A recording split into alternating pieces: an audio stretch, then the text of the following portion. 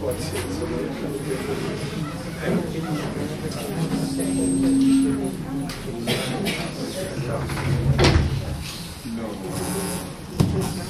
Boa noite.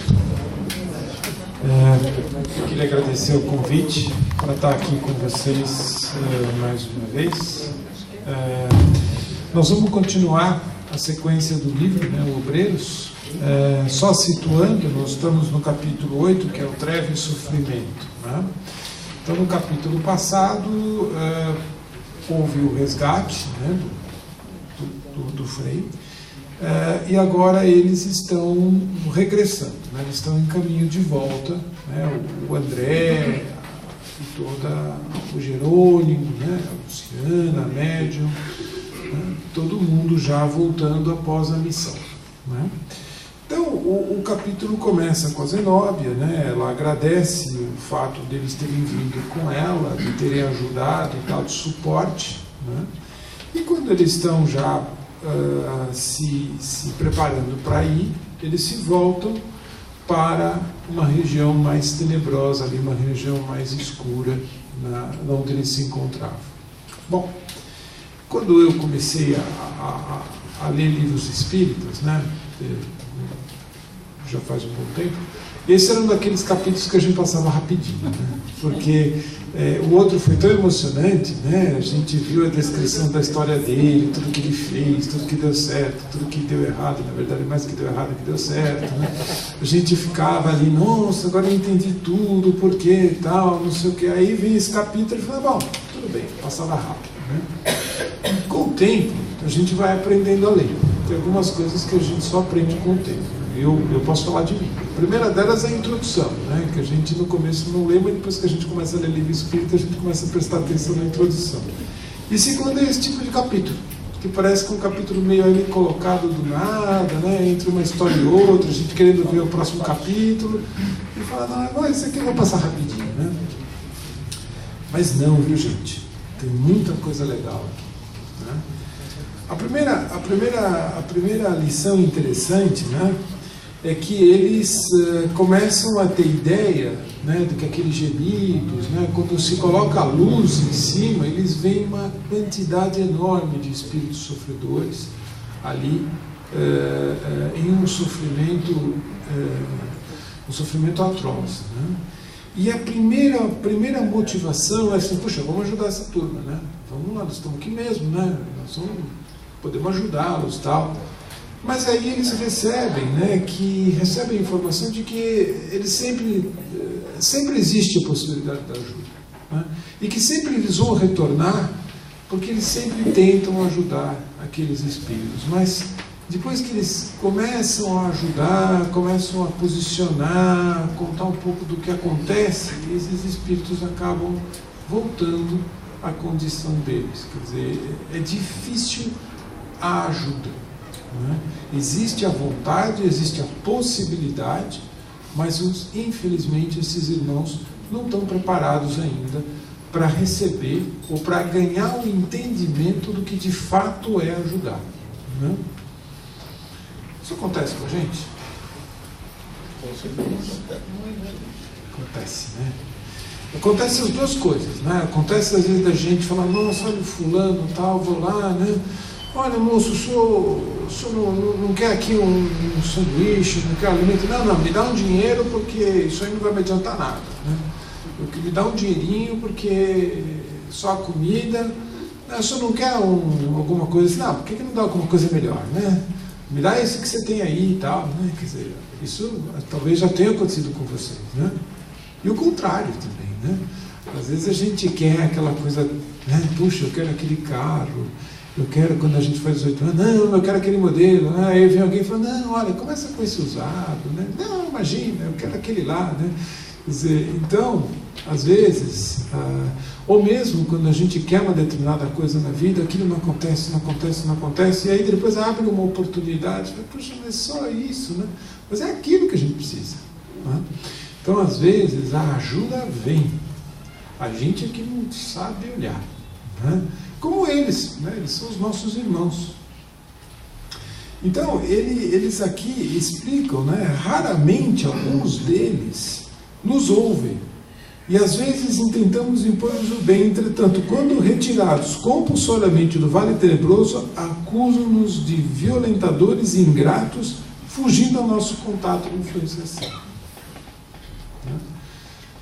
Por quê? Porque, na verdade, eles não estão preparados. Como o André Luiz também não estava quando ficou 7 anos no umbral. Como o Zenóbio, né, que era colega de trabalho do André Luiz, que apareceu uns capítulos lá atrás, né, acho que vocês lembram dele, era médico como o André Luiz, mas ele não conseguia se desvencilhar da Terra. Né? Ele não conseguia, ele falou, não, eu consigo, ele nunca foi para o nosso lar. Né? Porque a gente tem ligações. E enquanto a gente não desfizer essas ligações, também não vamos conseguir alçar voos maiores. Na verdade, esses espíritos, eles foram ajudados, mas eles não querem. Como talvez a gente não queira, ou como talvez a gente tente ajudar os outros, e às vezes os outros também, por alguma razão, não estão preparados para receber o que a vida tem para oferecer. Né? Mas, a Zenóbia, que já era calejada, já conhecia a turma dela, né? Ela falou, olha, a negação deles não é motivo para qualquer negação da nossa parte. Lembremos-nos de que o esforço da natureza converte o carvão em diamante. Olha que frase legal. A negação deles não é a nossa.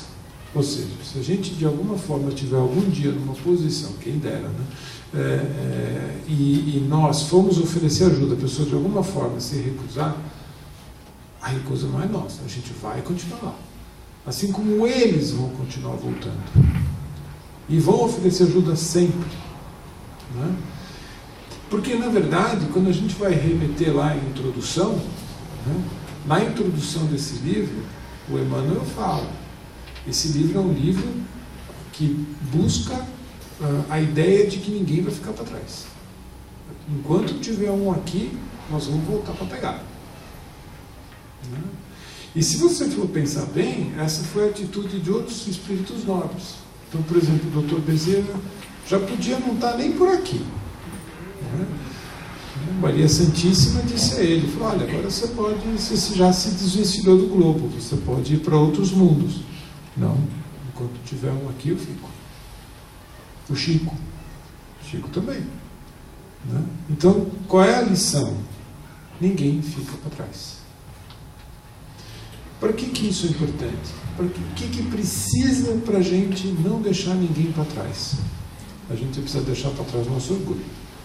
Se eles fossem orgulhosos, né, já tinham mandado uma banana para a gente. Quer saber, você fica aí mesmo, quer saber e tal. Quantas vezes a gente não fez isso também, né?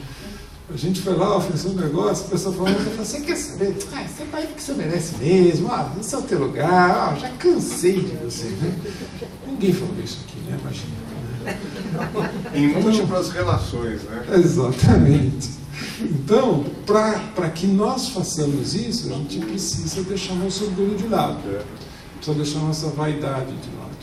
A gente precisa estar preparado para fornecer ajuda eterna. Cansa? Cansa. Dá trabalho? Dá trabalho.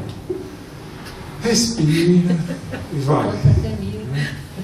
Ninguém tem filho adolescente aqui. Não. Eu 3. Deve merecer. Então, essa já é a primeira lição. Porque para você fazer parte desse grupo socorrista, que está na casa transitória, lá no meio das nuvens densas, vocês lembram da paisagem como era? Fog, tudo escuro, mal dava para ver o céu, né? Asfixiante. Você vai ali, ainda vai passar um mal bocado para ir lá resgatar, e chega ali ainda toma um xingamento. Então, você precisa ter realmente de muita força e vontade. Né? Então, essa já é a primeira lição legal desse capítulo. Né? Mas tem mais, né?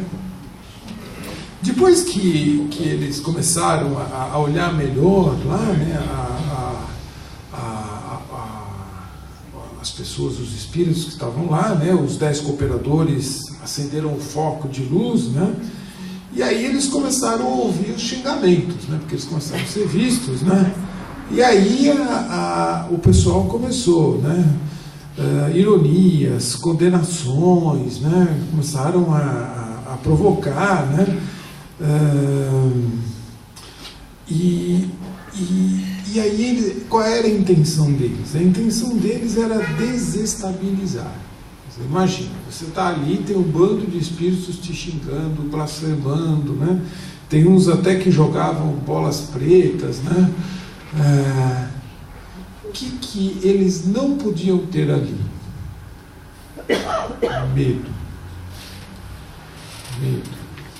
Porque se você tem medo, aquela sua retidão, aquela sua tranquilidade, você perde. Aí você está perdido. E a Zenóbia segurava tudo, né? Medo. Tem mais alguma situação onde isso aconteceu, né? Lá vocês lembram no nosso lar, quando começou a Segunda Guerra Mundial? Vocês lembram daquele governador, cujo nome era italiano, agora não me lembro. Ele começou a contar para eles como era o teatro da guerra. E o André Luiz queria logo ajudar eles, tal. Não, eu quero ir para lá, eu quero ajudar, né? E aí ele falou assim, olha, é deprimente, porque os espíritos ofensores, né, os militares ofensores, quando desencarnam, eles veem a gente ali e falam, lá vem os fantasmas da cruz, e vão embora. Falei, bom, mas e as vítimas, né? Os que coitados, estavam na casa deles, caiu uma bomba ali na Polônia, né? Falei, esses a gente não conseguiu ajudar. Mas como não? Porque eles estavam tão apavorados que eles não tinham nem janela, nem abertura para nos ajudar, para que nós ajudássemos a eles.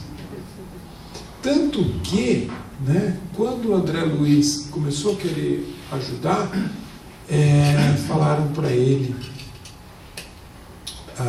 olha, antes de você entrar na faculdade de enfermagem, você tem que entrar na escola para combater o medo. Antes da enfermagem. Porque se você tiver medo, você não consegue ajudar ninguém. Então, o medo, ele desestabiliza. Por que o medo desestabiliza? Porque quando você está com medo, você aciona uma estrutura que a gente tem no cérebro chamada amígdala. A amígdala não é aqui, tá? Aqui chama tonsila. Tanto que quando a gente tem amidalite, na prática a gente tem tonsilite. A gente chama amígdala, mas não é. É tonsila. Tá? A amígdala só tem uma, que é aqui. Tá? Pois é. Agora vocês entenderam tudo. Então, quando a gente tem a amígdala, é um órgão que tem o tamanho de uma ervilha, que fica aqui. A amígdala é um órgão que ainda está ligado à nossa esfera animal, ao nosso cérebro ancestral, nosso cérebro reptiliano.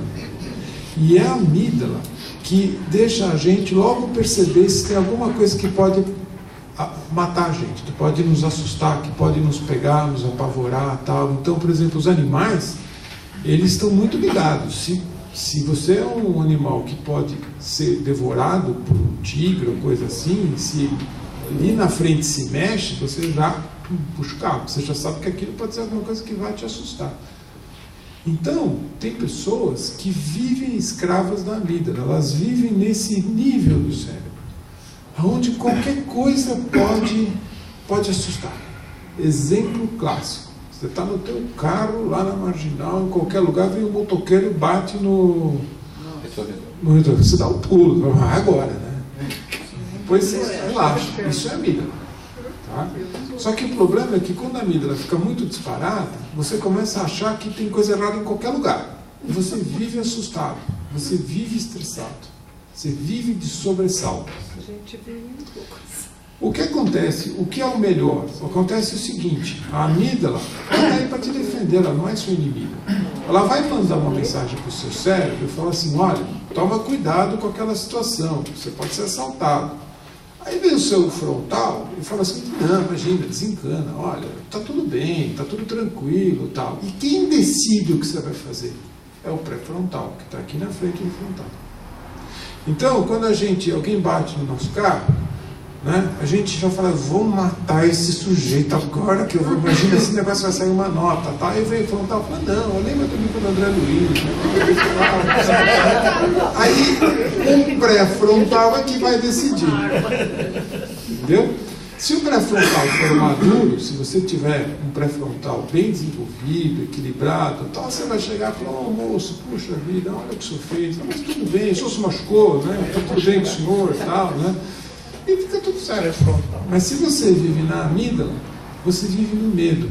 E qual é o problema? O problema é que o medo tira da gente o que a gente tem de pior. Com o objetivo de se defender, você agride. Então o sujeito que vive no medo ofende, ele fica egoísta, que fala assim, não, pode faltar para mim, por que eu vou dar para o outro? Então o medo extrai da gente o que a gente tem de pior. Difícil ser caridoso com medo. Imagina ali, você está ajudando alguém, distribuindo o pão à noite. Difícil agir com medo. Difícil agir com medo. Imagina, você vai lá, tem alguém que você vai dar o pãozinho na ronda noturna, você fica assim, ó, toma o pãozinho. Dá que o sujeito pega a minha carteira. Né? Como é que você vai ser caridoso no medo? Então, se você está andando aqui com o objetivo de ajudar esses espíritos, e eles começam, né? Vou embora daqui, ninguém precisa de vocês, nós somos bem mais do que vocês, nós vamos pegar vocês não vão sair daqui, vocês estão pensando o quê? Tal. Se você entra nesse padrão vibratório, acabou. Acabou, você não vai ajudar ninguém. Acho que tem que olhar para o líder da expedição. Sim. Porque se você estiver numa sala de operação, no meio do mar, e os marujos mais experientes estiverem em pânico, está tudo perdido. Pois é. Agora, se for o contrário. Por isso que assim, eu li aqui, ele fala da Zenobia, eu imagino a cara da Zenobia. Deve ter assim, Plácida. Zenobia nem se mexia. O que ela fez nessa hora? Ela chegou para o Hipólito, né, que era o pai do Hipólito. Vamos fazer uma prece? Então, nessa hora, a melhor coisa é fazer uma prece. E o Hipólito, então, ele já estava ali, sacou o seu evangelho e usou Lucas. Né? Ele leu Lucas na parábola do homem rico. Né? E começou a ler Lucas. Na hora que ele começou a ler Lucas, olha o que ele escutou. Assim, fora, abaixa as mentiras do altar, ataquemos de vez o padre, imagina. Estamos bem, somos felizes, não pedimos auxílio, vão para o inferno vocês, né? E aí jogaram as bolas de substância negra, né? E aí a Zenóbia falou, gente, vamos jogar as redes. Né? Então assim, não sei se vocês lembram, quando eles estavam partindo para a expedição, a Zenóbia, olha, leva a rede, leva não sei o que e tal, né? Gente, é rede, tá bom.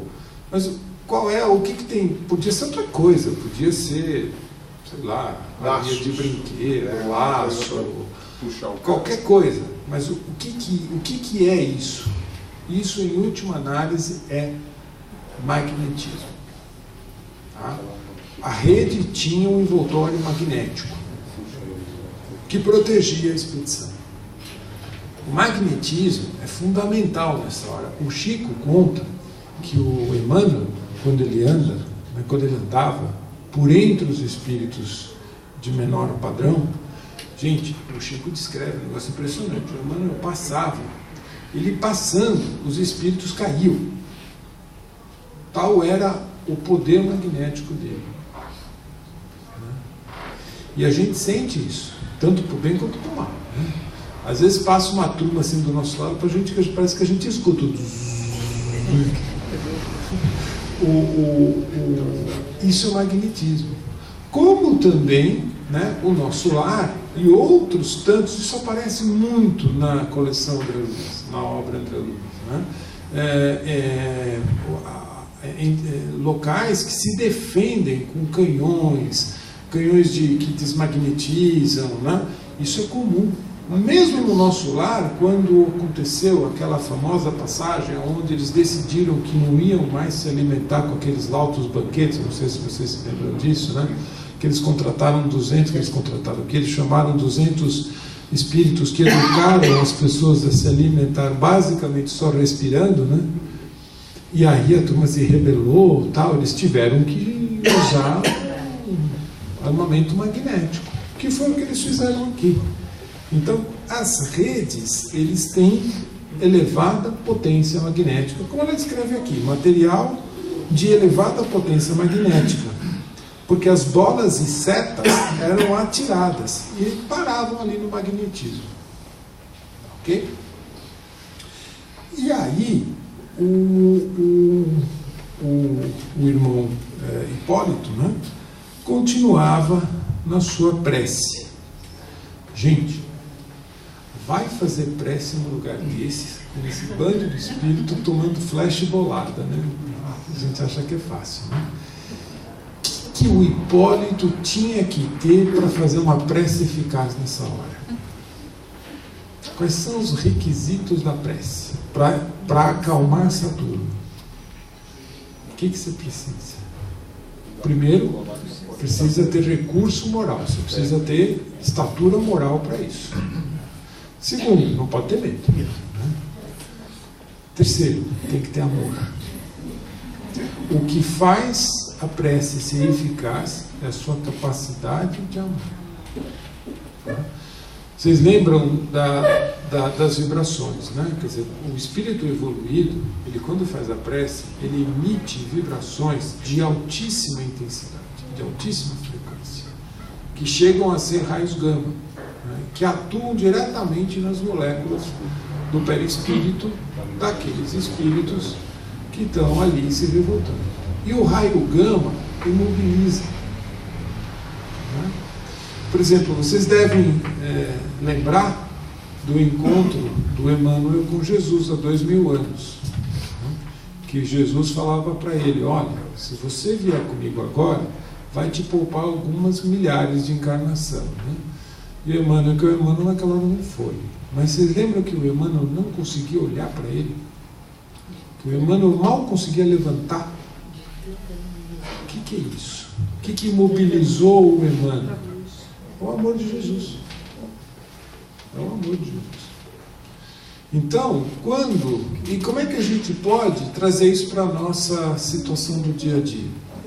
Quantas vezes vocês não estavam por aí andando ou fazendo alguma coisa e de repente alguém começou a abordar a gente, ou vocês viam uma briga, ou alguém mexia, ou alguém...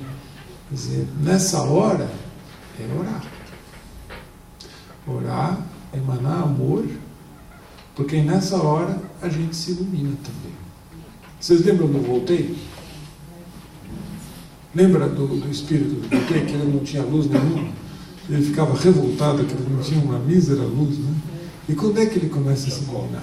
Vocês lembram do Jacó, quando ele começa a se iluminar? No fim do livro. Quando ele está andando, ele recebe um ataque de alguns espíritos que inclusive jogam ele, né? E ele é cercado por isso, uma situação muito parecida com essa, né? O que ele faz? Ele se ajoelha e pede por eles. É a primeira vez que ele viu alguma lamparina acender lá dentro. Então, aqui, o Hipólito conseguiu segurar Saturno orando. Doutor, mas então nós aqui somos assaltados constantemente, né, em tudo. Agora chega do outro lado, também tem esses problemas. O que eles vão fazer? Você não tem a Só menor dúvida. A única coisa que você já está acostumado. Você não tem a menor dúvida. Tem que andar com é que já está acostumado, então. E você nasceu num bom lugar para isso. Se o planeta fosse uma cidade, se a Terra fosse uma cidade, o Brasil seria o hospital. Então esta aqui é a pátria do Evangelho por isso. Porque aqui são trazidos os doentes do planeta inteiro. Tem gente que acha que é presídio aqui também, mas eu prefiro achar que é hospital. É melhor mesmo, é outro nível. Outro nível. Então, aqui encarnam espíritos de uma grande heterogeneidade vibratória. Você tem espíritos como Chico, como o Emmanuel, que está encarnado agora. E você tem uma onda vibratória muito distinta. É por isso que a nossa sociedade é assim, né? Você tem tanto gente, pessoas extremamente evoluídas, com um padrão vibratório delicioso, e junto outros irmãos que estão aprendendo, como nós, né? Então, realmente... e aqui, não sei se vocês gostam do Haroldo, né, o Haroldo Tradias, ele fala muito bem sobre isso. Ele tem vários vídeos no YouTube sobre a pátria do Evangelho. E continua sendo, né, por mais polêmico que seja, né, tem alguns livros do Dr. Inácio que são interessantes. Tem um livro, que eu não vou lembrar o nome, mas tem uma situação que é muito interessante, que eu só vou contar em 5 segundos aqui, rapidinho, que se passa no Rio de Janeiro, na favela. Isso já não é uma coisa tão antiga, e lá tinha uma senhora bem idosa, né? Uma senhora assim com um padrão vibratório muito gostoso, e ela tinha uma filha que namorava um traficante, e a filha também consumia droga, e os dois, numa dessas aí, tiveram um filho que nasceu extremamente defeituoso, nasceu quase que não consegue sobreviver, mas ele tinha vários débitos, não conseguia falar, não conseguia comer, não conseguia muita coisa. E logo esse pai da criança acabou morrendo, desencarnou num tiroteio. E a moça, sem nenhum tipo de condição, saiu por aí, continuou se drogando e, enfim, sobrou para a avó cuidar daquela criança. E a avó era a única que tinha condição moral de cuidar daquela criança. E aquela criança era um serial killer americano, de Nova York, e que foi trazido aqui para o Rio porque era uma forma de escondê-lo dos vingadores dele. E ele nasceu naquela condição até para protegê-lo, né? O André Luiz tem esse relato, que chama-se isso débito estacionário, se não me engano, né? Quer dizer, o espírito é internado na carne, né? E fica por aí. O senhor viu, doutor, que o senhor acabou de fazer ganhar a tese do hospital. Internado na carne. Aqui no Brasil a gente tem um monte de gente internada na carne, né? Faz parte do nosso povo, e por isso que o nosso povo é como é. Por isso que o nosso povo é como é. Tem muita gente boa que fala que o Brasil é como é, que é para a gente ter mais liberdade de exercer o livre-arbítrio. A gente pode escolher, né? Então, assim, as características da prece são amor. Você precisa ter amor para conseguir alcançar um padrão vibratório que consiga acalmar, abrandar, tranquilizar e, por que não, sedar os nossos irmãos. E o que aconteceu na prece dele? Quando ele estava fazendo a prece e tal, não sei o quê, a turma começou a ficar quieta, né? Eu vou voltar semana que vem, então não vou acabar o capítulo hoje, então a gente tem tempo de conversar, enfim, né? Mas a turma começou a ficar quieta. Quem aqui já trabalhou em desobsessão?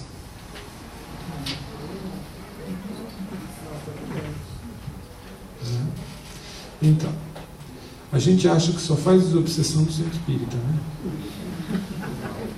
Mais fora, né? A gente faz o dia inteiro. O dia inteiro. O dia inteiro. E quantas pessoas não vêm, às vezes, falar conosco de uma forma mais dura, né? E a gente fala assim, eu tinha um amigo meu que falava, eu nunca sei o que eu aprontei para aquele espírito que está influenciando aquela pessoa para falar comigo daquele jeito, então eu vou ficar quieto. Então, na verdade, a gente faz desobsessão o dia inteiro. E o que precisa para fazer desobsessão? Porque aqui ele começa fazendo a prece, mas logo ele passa também para isso. Por quê? Porque ele fala assim em alguns momentos, né? Olha, vocês acham que nossa vida é boa? Mas nós somos iguais a vocês. A gente também não. Por quê? Porque o Espírito, né, ele conhece a gente também. Ele sabe também dos tombos que a gente levou. Né? E quando você se coloca numa posição, olha, eu também não sou perfeito. Olha, eu tenho isso de errado, isso de errado, isso de errado, isso de errado.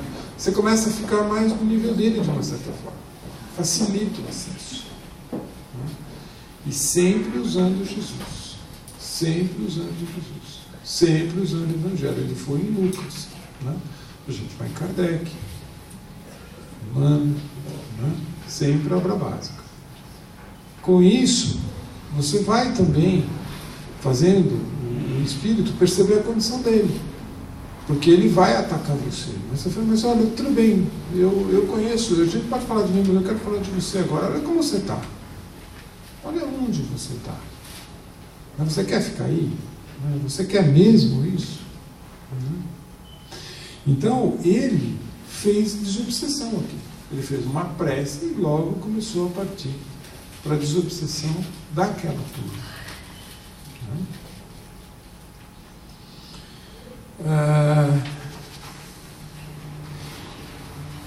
E quando a gente vê, a gente faz isso o dia inteiro. Só que quando a gente faz isso, a gente precisa estar muito preparado. Muito preparado. Por quê? Porque vão fazer perguntas para a gente que a gente precisa responder. Então, como perguntam para nós, né? Quem já não viu as pessoas falarem para a gente, você é espírita, né? Onde está Deus nessa situação? Né? Onde está Deus na guerra da Síria? Onde estava Deus quando aconteceu aquilo? Você acha isso justo? Então tem certas perguntas que a gente tem que ter na ponta da língua. Onde está Deus? Onde está Deus? Pergunta do Evangelho, do Livro dos Espíritos. Deus está na sua consciência. Então, a gente precisa ter muito, muito arraigado dentro de nós os conceitos. Por isso que é importante estudar. Para não escorregar nas respostas. Porque se a gente escorregar nas respostas, fica mais difícil depois. Né? Então a gente precisa ter muito seguro os conceitos. Por isso que precisa estudar. Né? Por quê? Porque essa turma aqui não é fácil. Não é fácil.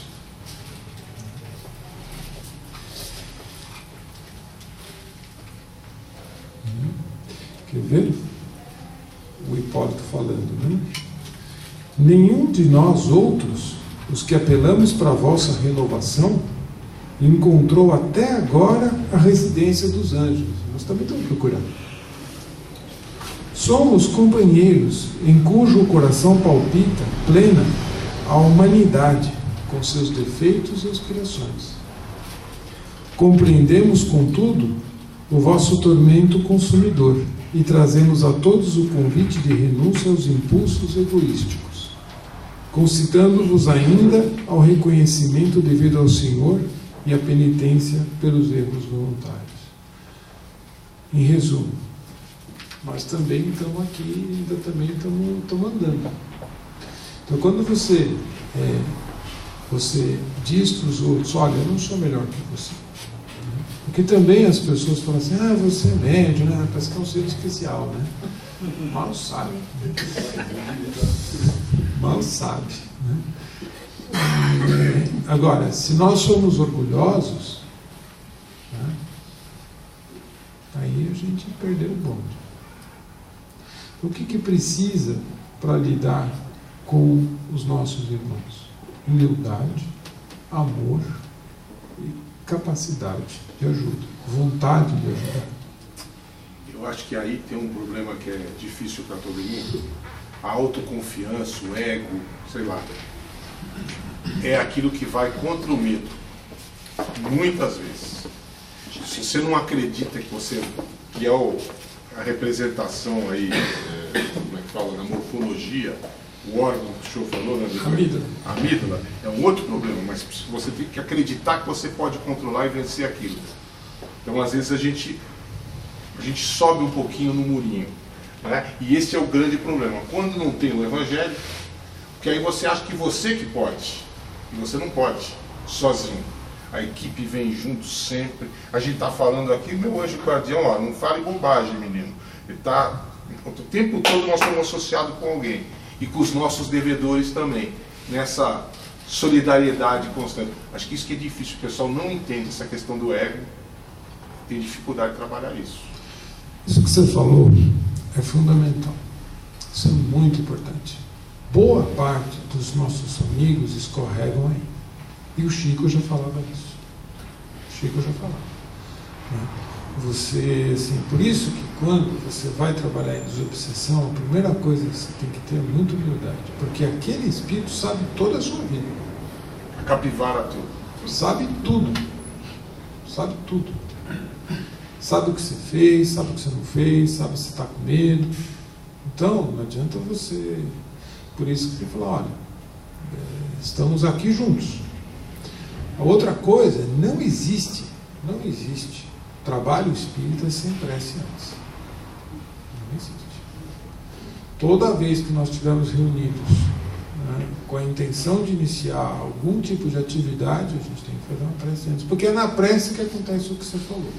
Se essa prece é uma prece do coração, se é uma prece realmente com a súplica, você vai começar a ter do seu lado a equipe espiritual que vai te dar suporte. Mas a prece é fundamental. A gente precisa praticamente viver em prece. É uma coisa que a gente tem que fazer várias vezes. Deu 5 minutinhos, eleva o pensamento e tal. Aí, e é gozado, porque às vezes é gozado. É natural que muitas vezes você fale para as pessoas, não, você tem que exalar amor, tem que emanar amor e tal, né? E o sujeito fala, mas como é que é isso, né? Eu não sei por aí, mandando amor e tal.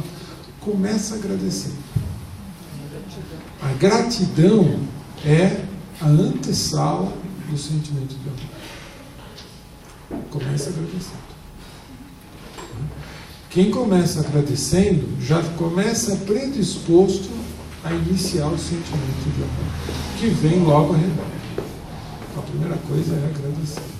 Então, prece, agradece e começa. Quando você for ter uma reunião difícil, quando você for falar com um chefe, com um amigo, com um subalterno, com quem quer que seja, que vai ser aquela conversa dura, se prepara. Agradece. Me fez lembrar de um chefe. Ficava no outro andar. Eu saía do meu andar, já ia rezando, até chegar lá. E muitas vezes. Funcionava. Não, e a Marlene fala, a doutora Marlene Nobre fala, que quando você estabelece esse tipo de relação com qualquer espírito encarnado ou desencarnado, que na sua história de vida tem um papel de uma oponência, ele acaba sendo o seu melhor professor. Ele acaba sendo o seu melhor professor, porque aquela oponência não é oponência, não é tudo que você muitas vezes precisa. Mas a gente não percebe. É natural que a gente fique com raiva, que a gente não sei o que e tal. Nós somos aqui. Se a gente fosse perfeito. Mas muitas vezes são os nossos melhores professores. A gente aprende muito. Por isso que quem faz desobsessão e trabalha em desobsessão aprende muito. Você aprende muito conversando com essa turma. E na vida, a gente muitas vezes vai lembrar depois, até com um certo carinho, algumas pessoas que de uma certa forma a gente achou que estava de alguma forma atrapalhando a gente. São excelentes professores. Basta a gente nos desarmar e entender que são irmãos como nós. Que se está ali não é por acaso. São excelentes professores. Até hoje as pessoas com as quais eu tive mais dificuldade na vida foram as que eu mais aprendi. Só que eu demorei muito tempo para descobrir isso. Na hora, eu juro que eu não percebi. Na hora, eu juro que eu falo, não é possível. Isso não está acontecendo. Mas depois... Porque às vezes aquela pessoa que, não, está tudo certo, está tudo bem, você não aprende nada. Ou te trai. Então, assim... E não, que é verdade. Então, acho que eu queria deixar uns minutinhos para quem quer comentar, né? Que aí tem mais coisas aí no capítulo, né? Então, assim, vocês vejam, é um capítulo que eu mesmo, há algum tempo, passaria batido por ele, né? A gente, quando lê com vontade, a gente aprende. E é interessante, porque os livros do André Luiz são todos assim. Por isso que quando você lê o livro e relê depois, você sempre aprende mais coisas. Doutor, qual que é o índice de cura desse hospital aqui? Aqui? 100%. 100%. É igual alguns pacientes falavam para mim, não, mas quando é que eu vou melhorar? Eu falei, na Semana da Pátria. Ah, que bom, mas não fala do que ano, né? Então, assim, aqui 100% vai sair curado. Mas a gente não sabe quando. Cada um vai ter seu tempo. Aqui todo mundo vai se curar, vai. E não é por acaso, não é que nós estamos aqui. Lembra de Brasil, Pátria do Evangelho, né? Lembra do Emmanuel falando com o Ismael, né? Lá vai ser a Pátria do Cruzeiro. Então não é à toa que nós estamos aqui. E essa coisa do medo, só pegando o gancho, ela é muito atual. Porque assim, se você abrir o jornal, né, e dá 5 minutinhos de leitura, razão para ter medo... É um monte. Mas nós não podemos deixar nos abater. Porque o Cristo conta com a gente. O Cristo conta com a gente. E se nós temos algum tipo de esclarecimento, é a nossa responsabilidade maior. É igual o Chico lá no avião. Irmão, mas o que você está gritando aí? Então, o Emmanuel, ele castigou o Chico dentro do avião. Ele foi Todo o melhor, conhecimento dele, ele precisava humilhar o Chico, né? Ele foi o melhor amigo do Chico. Né? Então, nesse momento atual de tanta instabilidade, de tanta incerteza, de tantas possibilidades de mudança no nosso planeta, na nossa organização planetária, nós temos que ter absoluta tranquilidade. Absoluta tranquilidade. Está tudo certo, gente. Está tudo certo. Quem imaginaria que o Trump ia fazer a paz ou pelo menos começar a paz com a Coreia do Norte? Ninguém sabe. Então, o medo paralisa. Fala assim. Então, eu acho que a principal característica desse medo é a autoobsessão. Isso. Porque eu acho que talvez isso seja a grande sacada de pessoas entender que o medo tira uma coisa, uma bola de neve tão grande que muitas vezes não é influenciação nem de espíritos. Lógico, à medida que você se engata nesse pensamento, nessa coisa, né?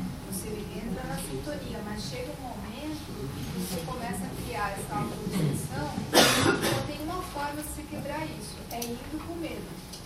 À medida que você vai mesmo com medo, você quebra esse tipo de pensamento repetitivo. Falta de autoconfiança, né? As pessoas têm que ter autoconfiança. A gente tem que desapontar o obsessor. Então, assim,